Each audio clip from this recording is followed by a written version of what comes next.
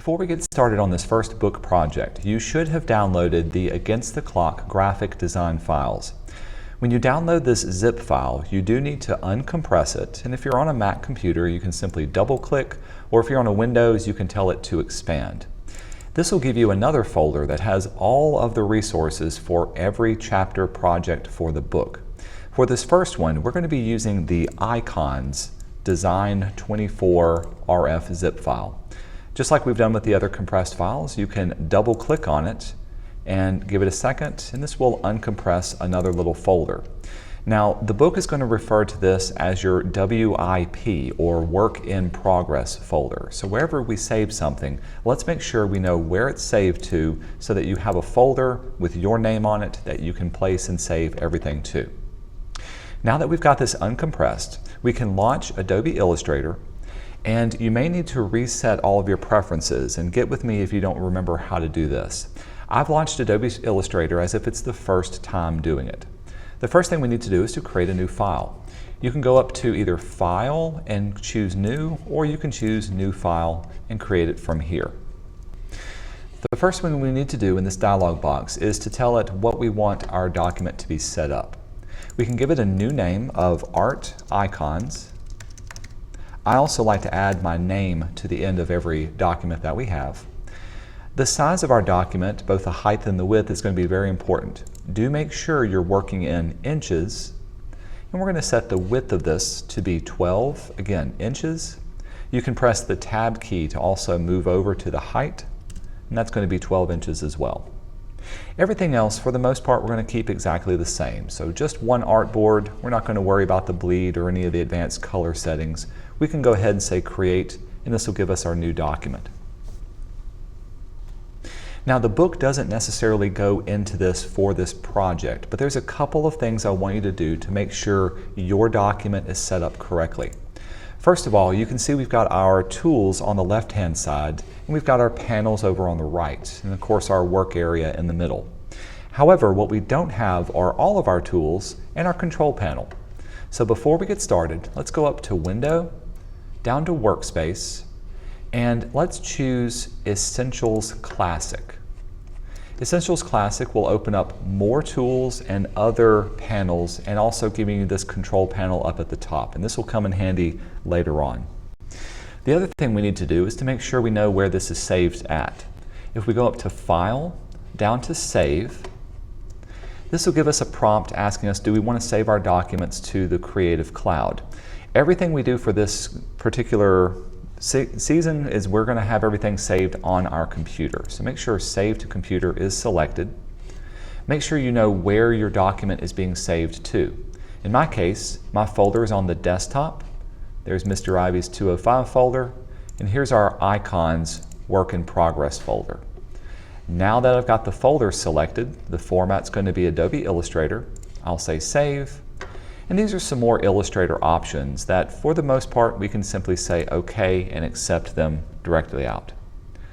The other thing we need to do is to open up our document's preferences. And you can find this in two different places. First off, if you have your control panel, there's a Preferences button right in the middle of it. Or if you're on a Mac computer, at any time you can go up to Illustrator and down to your Settings. If you're on a Windows computer, you can go to Edit, and all of your settings and preferences are at the bottom of it. But since I'm on a Mac, I'm going to go to my Settings. We want to go to our Smart Guides and open up the preferences for Smart Guides. The book is going to tell you to check on everything except for construction guides. So all the other checkboxes are going to be turned on. Once we're done, we can say OK, and let's move on to actually creating some squares. The first thing we're going to create is a rounded rectangle.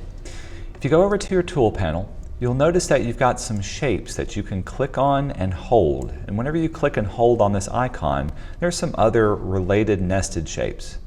Choose the rounded rectangle, and if you click once, this is going to ask you to type in the exact dimensions for this shape. In our case, we want it to be 5 inches wide by 5 inches tall and have a corner radius of 1/2 inch. When you say OK, this will create the rounded rectangle right in the center of where you clicked.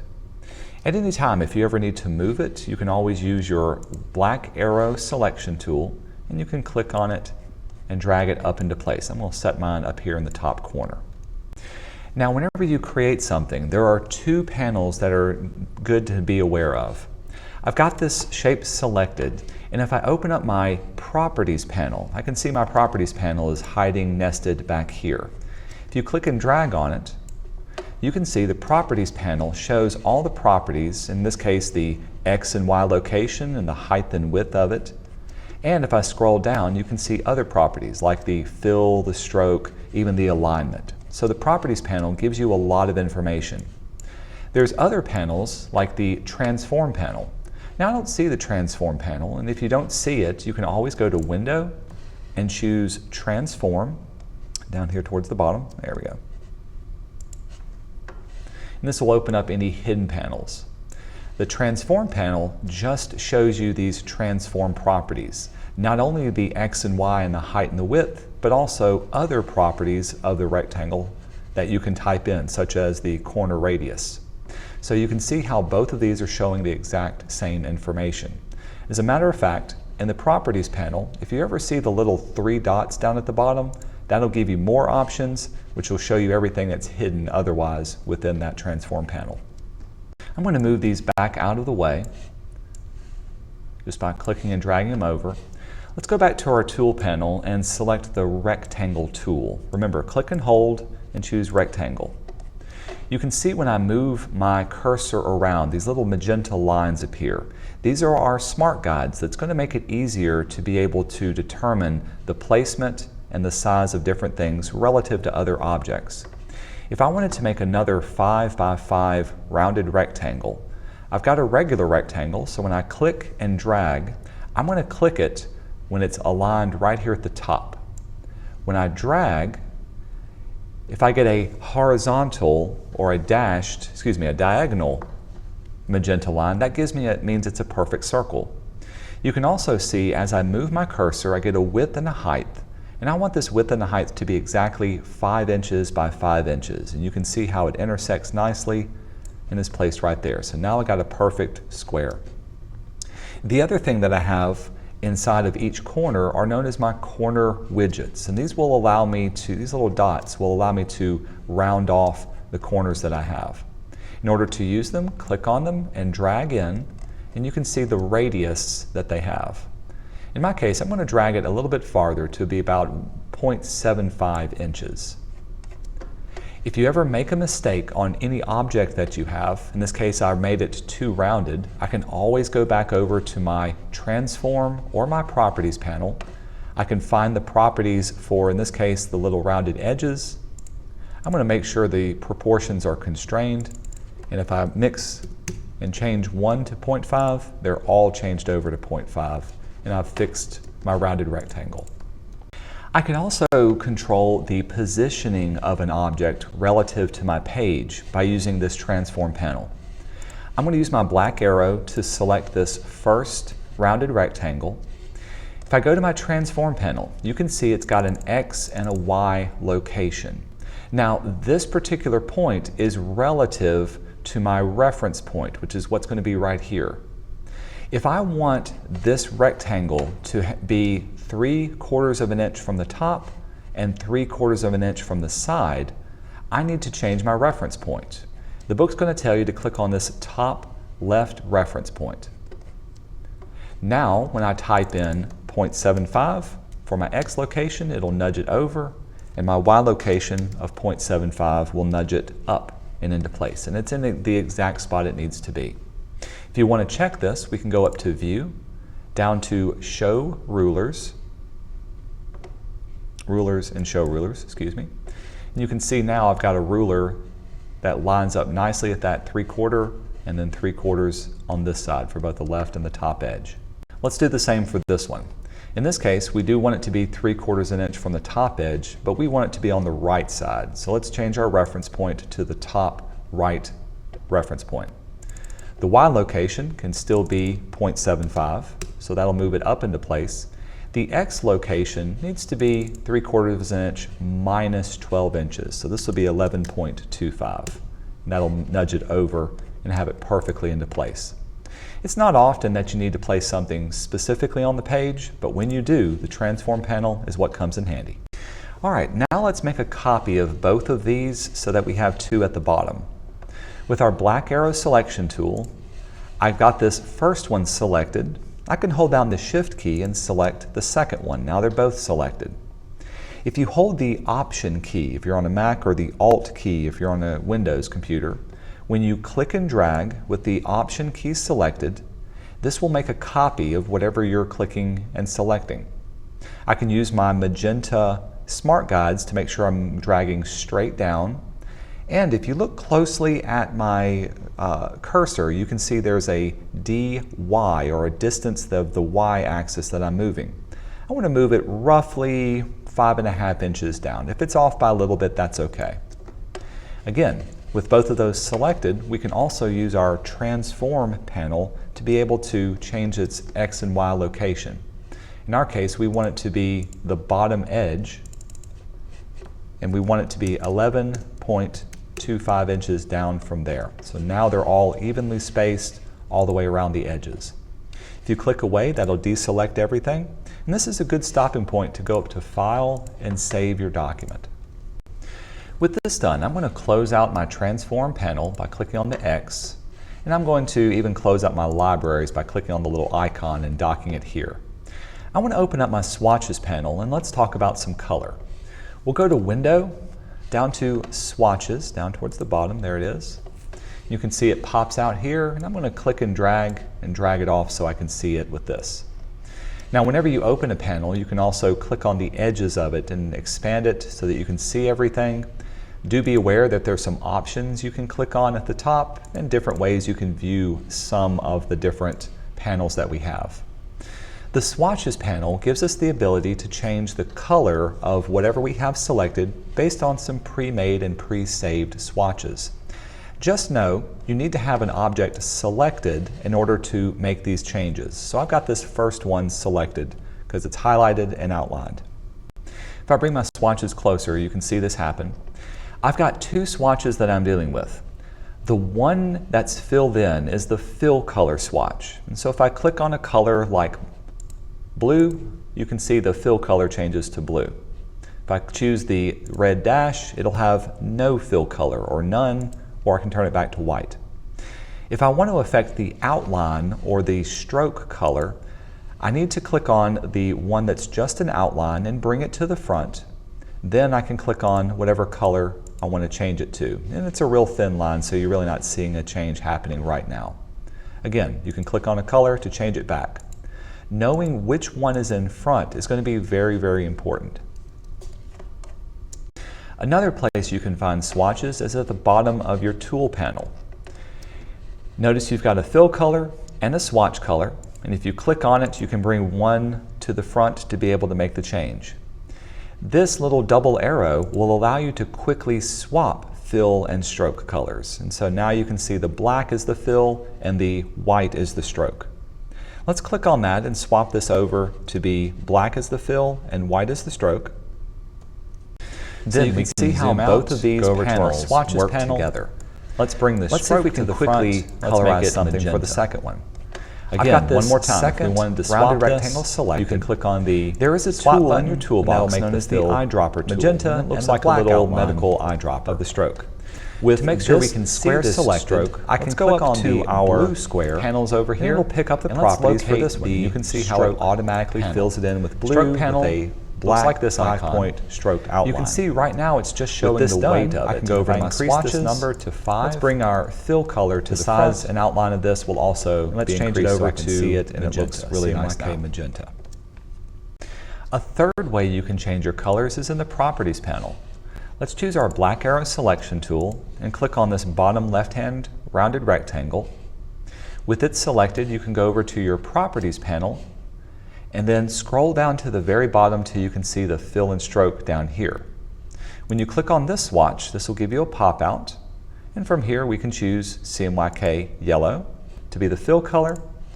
We can set the stroke color to still be black and change it to be a 5-point black outline as well. A fourth and final way to change a fill and stroke color is in your control panel at the top. Let's choose the last bottom right rectangle. Go up to the very top left-hand side of your screen, and do make sure you can see your control panel. If you can't see it, you can go to Window, down to Workspace, and make sure you're working in Essentials Classic. But when we go over to the top left-hand side, here is where we can also choose a different color. And in our case, we're going to choose the orange with a black stroke color, and change your stroke color to be 5 points as well. So you can see how all of the panels and the tools work together, and there's more than one way of being able to change and customize colors, selections, and placements of things within your design. Now is a good time to save our document by going up to File and simply choose Save, and this will update the saving of your file. Now that we've got some base shapes to work on, let's have a look at our layers and how we can manage all of these different shapes. Again, let's go over to our panels. I'm going to close these out and drag this back over to dock it back into here. The Layers panel is a very important one to have open, and this is the icon for it. With the Layers panel, you can see whenever you create something, this will show you what it looks like within those layers. You can see that by default we have a Layer 1, and if I wanted to open up this layer by clicking on the little triangle, this will show you all of the different objects and shapes within that layer. In this case, you can see how we've got the 4 rectangles. I'm going to drag this off so we can see everything we're working on. So within this layer, if I double click the name Layer 1, just on the name, we're going to rename this our background layer.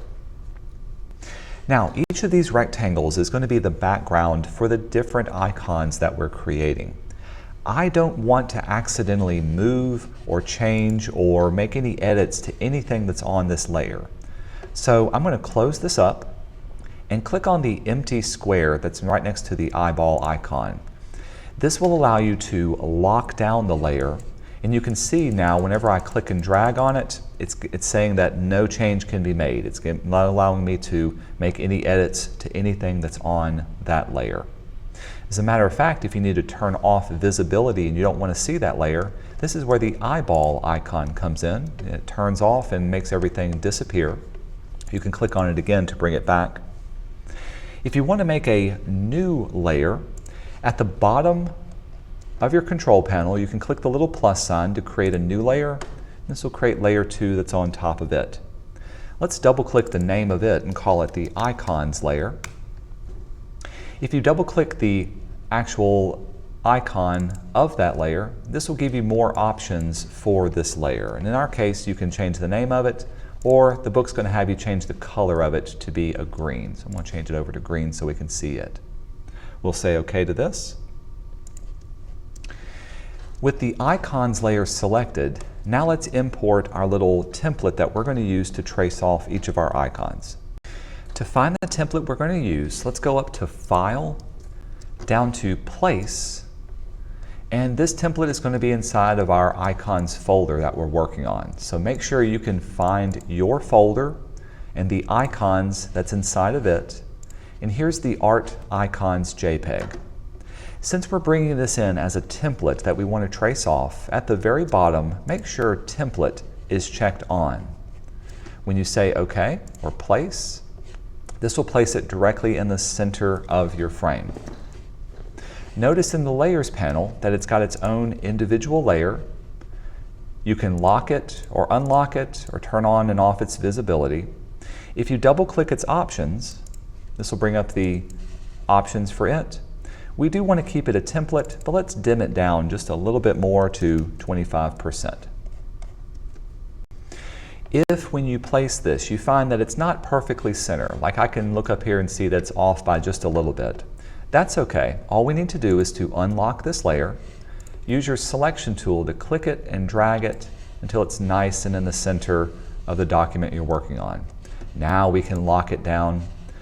This template layer will provide a nice tracing layer, and the Icons layer is where we're going to do all the drawing for each of our layers. Now, this is a good stopping point at the end of stage 1. Again, we'll go to File and down to Save, and let's save our document so that we can come back to it for stage 2, where we'll start using the basic shapes to draw off each of the different icons that we're working on.